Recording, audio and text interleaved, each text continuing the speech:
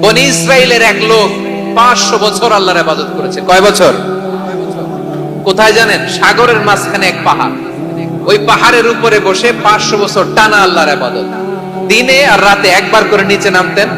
সেখানে আল্লাহ তাআলা পাথরের ভেতর থেকে তার জন্য মিঠা পানির ব্যবস্থা করে দিয়েছেন, আর একটা ডালিম গাছের ব্যবস্থা করে দিয়েছেন। সকালে নামলে একটা টসটসে ডালিম, রাতে নামলে টসটসে ডালিম। এগুলো খেয়ে খেয়ে 500 বছর সে আল্লাহর ইবাদত করেছে। আর সে আল্লাহর কাছে বলেছে, আল্লাহ আমি যখন মারা যাব সেজদারত অবস্থায় যেন মারা যাই। ঠিকই আল্লাহ সেজদারত অবস্থায় সাইয়েদনা আজরাইলকে পাঠিয়ে দিলেন। সেজদারত অবস্থায় লোকটা মারা গেল। 500 বছর ইবাদতের পরে আল্লাহর দরবারে কিয়ামতের কঠিন ময়দানে যখন লোকটা হাজির হয়ে যাবে, আল্লাহ বলবেন, আদখিলু আবদি আল জান্নাতা বিরহমাতি, আমার বান্দাকে আমার দয়া, আমার ভালোবাসা দিয়ে জান্নাতে ঢুকায়া দাও। 500 বছর ইবাদত করছে তো আমার দয়ায় আমার বান্দারে জান্নাত দাও। এই বান্দা বলে, বালবি আমালি, আল্লাহ তোমার দয়া লাগবে কেন? আমি আমার আমল দিয়ে জান্নাতে যেতে চাই। কি দিয়ে? কথা বুঝে নাই বোধহয়। আল্লাহর এই বান্দা কি দিয়ে জান্নাতে ঢুকতে চায়? আমল দিয়ে। আল্লাহ বলছে, আমার দয়ায় আমার বান্দারে জান্নাতে নিয়ে যাও। ফেরেশতারা এ বলে, আল্লাহ তোমার দয়া লাগবে কেন? সেজদা তো কম দেই নাই, জিকির করতে করতে 500 বছর শেষ করে দিলাম, আবার তোমার দয়া লাগবে? আমি তো আমার আমলেই জান্নাতে যেতে পারি। আল্লাহ বলবেন, তাই ঠিক আছে, আমি চাইলাম দয়া দিয়ে জান্নাত দিব, তুমি চাইলে আমল দিয়ে ঢুকবা। ঠিক আছে, তোমার আমল আর আমার যে দয়া দুইটার একটু মাপ দেই। তোমার 500 বছরের ইবাদত এক পাল্লায় রাখো। আর আল্লাহ বললেন, আমি যে দয়া করে এই দুনিয়ার নাজ নেয়ামত বিউটি সৌন্দর্য দেখার জন্য তোমার দুটা চোখ দিয়েছিলাম, দুটা নয় একটা চোখ আরেক পাল্লায় রাখো। রাখা হবে, দেখা যাবে ওই 500 বছরের ইবাদত হালকা হয়েছে, আর মুহূর্তের মধ্যে আল্লাহর দেয়া একটা চোখের নেয়ামত ভারী হয়ে গিয়েছে। আল্লাহ বলবেন, তোমার কথা মতো মাপ দেয়া হলো, এবার ফলাফল দেখো, হিসাব বলে তুমি এখন জাহান্নামে যাবা। গো টু দা হেলফায়ার, যাও এবার জাহান্নামে যাও। মাপ চোখে যখন আসছো আমার সাথে হিসাব ক্যালকুলেশন, যাও তুমি এবার জাহান্নামে যাবা।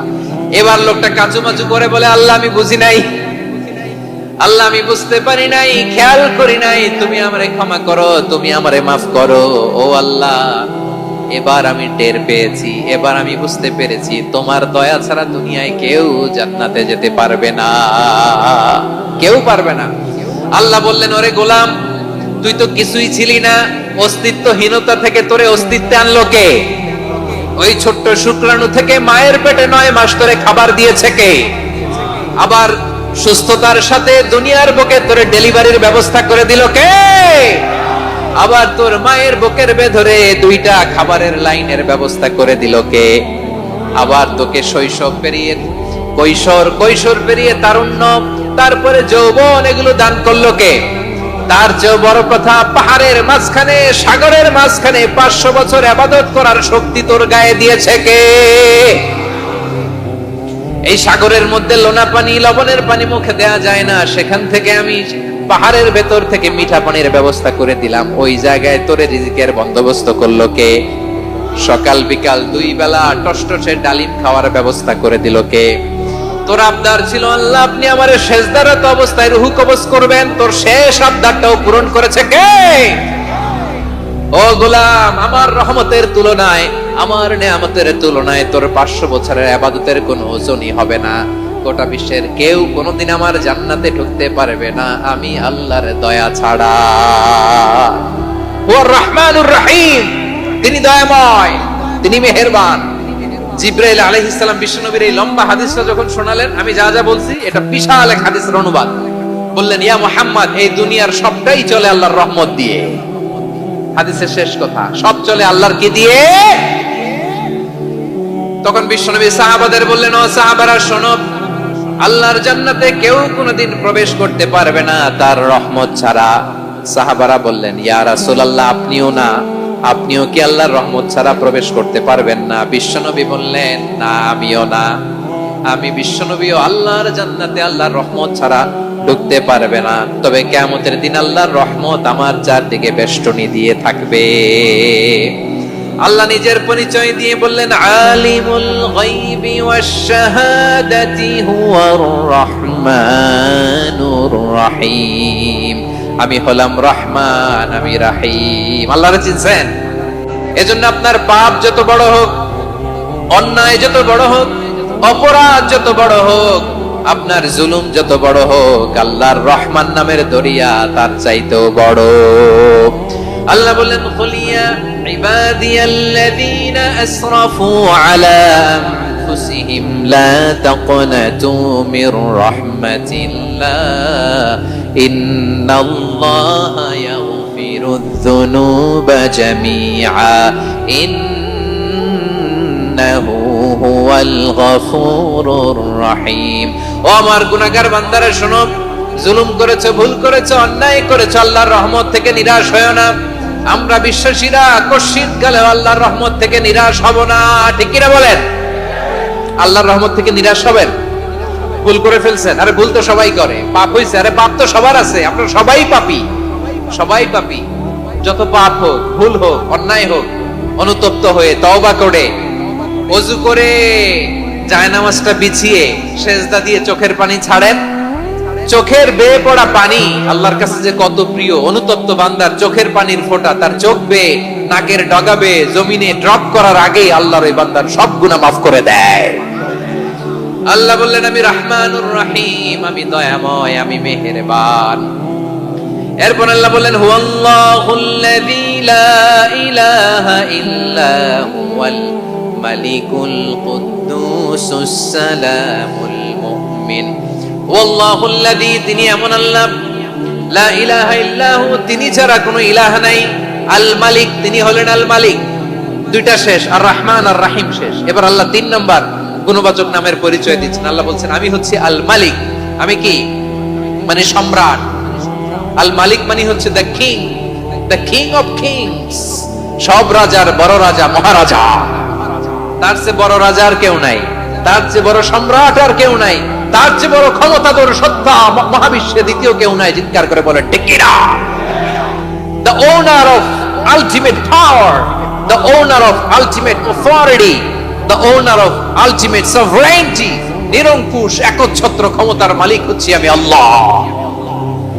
আল্লাহ তাআলা সূরা মুলকের শুরুতে বলছেন, তাবারাকাল্লাযী বিয়াদিহিল মুলকু ওয়া হুয়া আলা কুল্লি শাইইন কাদির। মহিমান্বিত সত্তা, যার হাতে ক্ষমতা, তিনি যা চান তাই করতে পারেন। আওয়াজ করে বলেন তো তিনি কে? আবার আল্লাহ বলেন, কুলিল্লাহুম্মা মালিকাল মুলকি তুতিল মুলকা মান তাশাউ ওয়া তানজিউল মুলকা মিম্মান তাশা ওয়া তুইজ্জু মান তাশাউ ওয়া তুযিল্লু মান তাশাউ বিয়াদিকাল খায়র ইন্নাকা আলা কুল্লি শাইইন কাদির। আল্লাহু আকবার। এ নবী, আপনি বলুন, আল্লাহুম্মা মালিকাল মুলক, আল্লাহ আপনি ক্ষমতার মালিক। তুতিল মুলকা মান তাশা, যাকে চান তারে ক্ষমতার চেয়ারে বসান। ওয়া তানজিউল মুলকা মিম্মান তাশা, যাকে চান তাকে ক্ষমতার চেয়ার থেকে ছুড়ে ফেলে দেন। তিনি কে? ক্ষমতার চেয়ারে বসায় কে? আবার মনে চাইলে আস্থা করে ছুড়ে নিক্ষেপ করেন, তিনি কে? আবার আল্লাহ বললেন, ওয়ালাম ইয়াকুল্লাহু শারীকুন ফিল মুলকি, আমার ক্ষমতায় কোনো শরীক নাই, কোনো জোট নাই, কোনো পার্টনার নাই, কোনো অংশীদার নাই। আবার আমি চলে গেলে আমার ক্ষমতার দাবিদারও কেউ নাই। আল্লাহু আকবার। এই দুনিয়াতে রাজা মারা গেলে পরে রাজা কে হয়? রাজার ছেলে রাজা, ঠিক কিনা বলেন? আল্লাহ চলে গেলে আরেকজন বসবে নাকি এরকম? তার ক্ষমতার সাথে দুনিয়ার ক্ষমতার কোনো মিলই নাই। এজন্য তিনি তার নাম দিয়েছেন আল মালিক।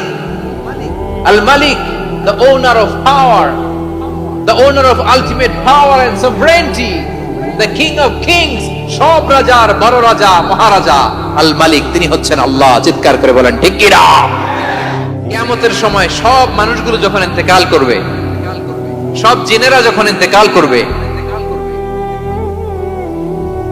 সব ফেরেশতারা যখন ইন্তেকাল করবে, বাকি থাকবে মালাকুল মাউত। মালাকুল মাউত এসে বলবে, আল্লাহ আপনার কথা মতো সবাই শেষ, মানুষগুলো নাই, জিনগুলো নাই, আমার সতীর্থ ফেরেশতাগুলো নাই, মহাবিশ্বে আর কেউ নাই। আল্লাহ বলে, এখন কে আছে? মালাকুল মাউত বলবে, আল্লাহ তুমি আছো আর আমি। তুমি তো আল হাইয়্যু আল কাইয়্যুম, অবিনশ্বর, শাশ্বত, চিরঞ্জীব, কোনদিন মরবা না, তুমি আছো আর তোমার গোলাম আমি আছি আজরাইল। মহাবিশ্বে কয়জন আছে মাত্র? জোরে বলেন। এক হচ্ছেন আর হচ্ছে মালাকুল মউত। আল্লাহ তুমি আছো আমি আছি। আল্লাহ বলবে ঠিক আছে এবার তোমার মরণের পালা, মুত ইয়া মালাকাল মউত, হে মৃত্যুর ফেরেশতা তুমি মরো। মালাকুল মউত আল্লাহর আদেশ বাস্তবায়ন করতে যে বিকট একটা চিৎকার দিয়ে মৃত্যুবরণ করবে। ওই চিৎকার দুনিয়ার মানুষেরা, চিৎকারের আওয়াজ যদি দুনিয়ার মানুষেরা শুনতে পেত, দুনিয়ার মানুষের প্রত্যেকের কানের পর্দা ফেটে মুহূর্তের মধ্যে সব লাশ হয়ে জমিনে পড়ে রইত। ভয়ঙ্কর চিৎকার দিয়ে মালাকুল মউত বিদায় নেবে, কেউ নাই। এবার বলেন তো মহাবিশ্বে মহাশূন্য, কেউ নাই, উপরে নিচে সামনে পেছনে ডানে বায়ে কোন সত্তা, কোন জীবিত সত্তার আছে? একজন ছাড়া, তিনি কে? কুল্লু মান আলাইহা ফানি ওয়া ইয়াবকা ওয়াজহু রাব্বিকা যুল জালালি ওয়াল ইকরাম। পড়েন ফাবিআইয়ি আলাই রাব্বিকুমা তুকাজ্জিবান। কেউ থাকবে না, একজন ছাড়া। আওয়াজ করে বলেন তিনি কে? এবার আল্লাহ ডেকে বলবেন লিমানিল মুলকুল ইয়াউম, লিমানিল মুলকুল ইয়াউম, ক্ষমতা কার? Who belongs the kingdom today, who belongs the power authority today, who belongs the sovereignty today. আজকে ক্ষমতা কার? দুনিয়াতে ক্ষমতা নিয়ে এত কামড়াকামড়ি, দুনিয়াতে চেয়ার নিয়ে এত মারামারি, এত অত্যাচার, এত রক্তপাত, এত ব্লাডশেড, আজকে বলো তো ক্ষমতা কার? কার ক্ষমতা? মহাশূন্যে কোনো আওয়াজ নাই, শুধু আমার রবই বলবেন লিমানিল মুলকুল ইয়াউম, আজকে ক্ষমতা কার? কোনো আওয়াজ নাই, উত্তর দেওয়ার মতো জীবিত কোনো সত্তা নাই, ফলে কেউ উত্তর দিতে পারবে না। আল্লাহ নিজেই প্রশ্নের উত্তর দিয়ে বলবেন লিল্লাহিল ওয়াহিদিল কাহ্হার, একচ্ছত্র অধিপতি, ক্ষমতার মালিক আল্লাহ ছাড়া কারোর জন্য কোনো ক্ষমতা নাই। চিল্লায় বলেন ঠিক কি না? 4 নম্বরে আল্লাহ বললেন আল কুদ্দুস, তিনি হলেন আল কুদ্দুস। আল কুদ্দুস মানে হচ্ছে অতি পবিত্র, মহা পবিত্র, the most Holi, the absolutely pure, যার কোনো খুঁত নাই। আল্লাহর কোনো খুঁত আছে? তিনি মহা পবিত্র। আল্লাহর পবিত্রতা যখন আমরা বর্ণনা করি আল্লাহ খুশি হয়ে যান, কারণ তার সত্তার একটা বৈশিষ্ট্য হচ্ছে তিনি আল কুদ্দুস। বারোয়াখালীবাসী আল্লাহর নামটা একটু জপেন না, বলেন আল কুদ্দুস, সবাই আওয়াজ করে আল কুদ্দুস, অতি পবিত্র, তার মধ্যে কোনো অপবিত্রতার ছিটে ফোঁটা নাই, মহা পবিত্র, the most pure, the most Holi, অতি পবিত্র। ফেরেশতারা বলেছিল আল্লাহ আপনি মানুষ কেন বানাবেন? নাহনু নুসাব্বিহু বিহামদিকা ওয়া নুকদ্দিসু লাক, এই যে নুকদ্দিসু কুদ্দুস পাইছেন? তারা বলেছিল আল্লাহ মানুষ কেন বানাবেন? মারামারি করবে, আমরাই তো ভালো, আমরাই আপনার মহিমা বর্ণনা করি, আমরাই আপনার পবিত্রতা বর্ণনা করি। নুকদ্দিসু লাক তার মানে আল কুদ্দুস।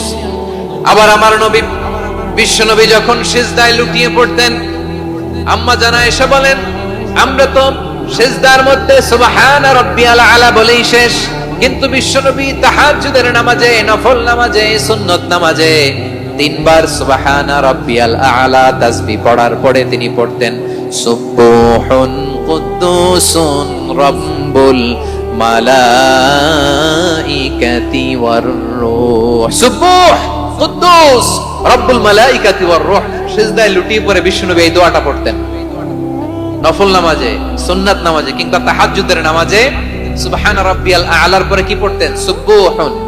আওয়াজ করে বলেন সুবহুন কুদ্দুসুন রব্বুল মালাইকাতি ওয়ার রূহ। মানে আল্লাহ আপনি প্রশংসিত, আল্লাহ আপনি অতি পবিত্র, আপনি সব ফেরেশতা কুলের রব, ফেরেশতাদের সরদার জিব্রাইলের রব। সুবহানাল্লাহ।